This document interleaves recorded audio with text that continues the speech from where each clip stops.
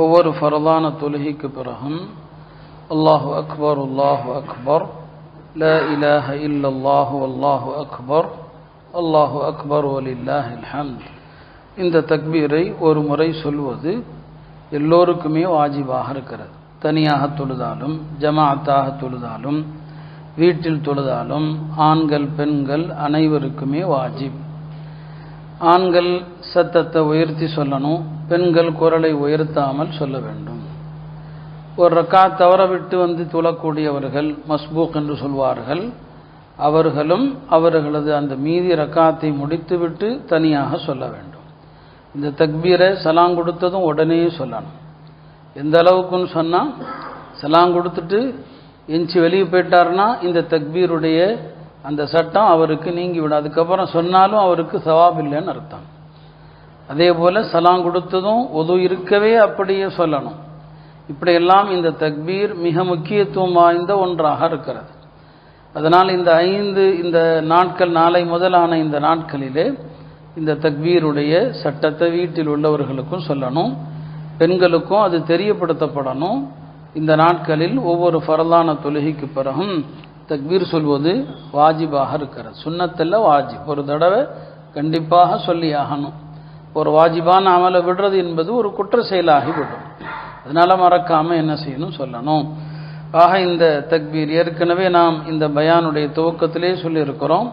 துல்ஹஜ்ஜினுடைய இந்த ஆரம்ப நாட்களில் 2 வகையான தக்பீர் இருக்கிறது. ஒன்று அரஃபாவுடைய ஃபஜ்ரிலிருந்து ஆரம்பிக்கிற தக்பீர், அது ஃபர்துக்கு பிறகு சொல்ல வேண்டிய தக்பீர். இன்னொரு தக்பீர் பொதுவான தக்பீர். இந்த நாட்களில் அதிகமாக தக்பீர் சொல்லிக்கொண்டே இருக்கணும்.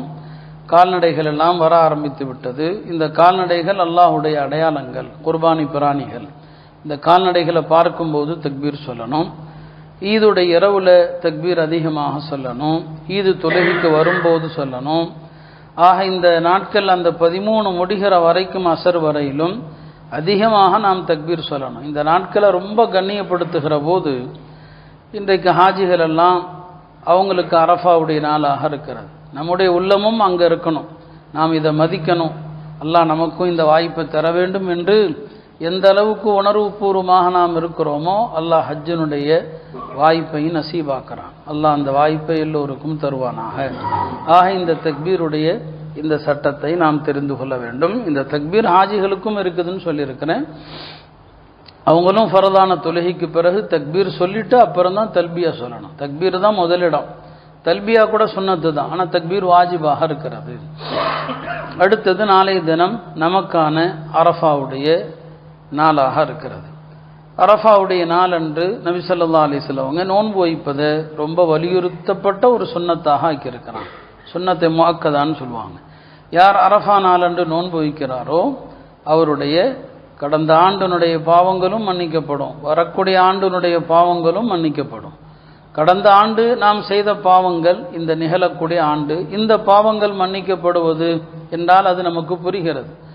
வரக்கூடிய ஆண்டுடைய பாவம் மன்னிக்கப்படுதல் என்பதுக்கு என்ன அர்த்தம்? வரக்கூடிய ஆண்டிலே அவர் பாவங்கள் செய்யாமல் பெரிய பாவங்களில் ஈடுபடாமல் பாதுகாக்கப்படுவார் என்று அர்த்தம். ஆக 2 ஆண்டுகளுடைய பாவங்கள் மன்னிக்கப்படுகிறது என்று சொன்னான். இது ஹாஜிகளுக்கு அரஃபா அன்னைக்கு நோன்பு வைக்கக்கூடாது, அவங்களுக்கு மக்ரூஹ். நபி ஸல்லல்லாஹு அலைஹி வஸல்லம் அவங்க அரஃபாவில் இருந்தபோது அப்போ அவங்க நோன்பு வச்சிருக்கிறாங்களா என்று பலருக்கும் தெரியலை.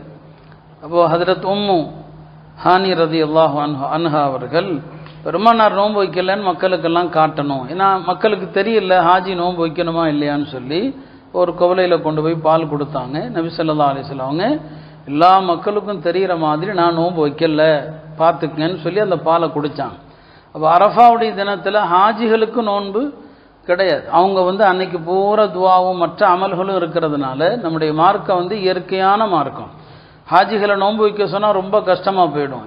தீனு யூஸ்ர், இந்த மார்க்கம் ரொம்ப லேசானது, அதனால் அவங்களுக்கு சொல்லப்படலை. ஆனால் அதே நேரத்தில் நமக்கு ரொம்ப வலியுறுத்தப்பட்டிருக்குது. இந்த நோன்பை சஹாபாக்களும் கவனத்தோடு வைப்பாங்க.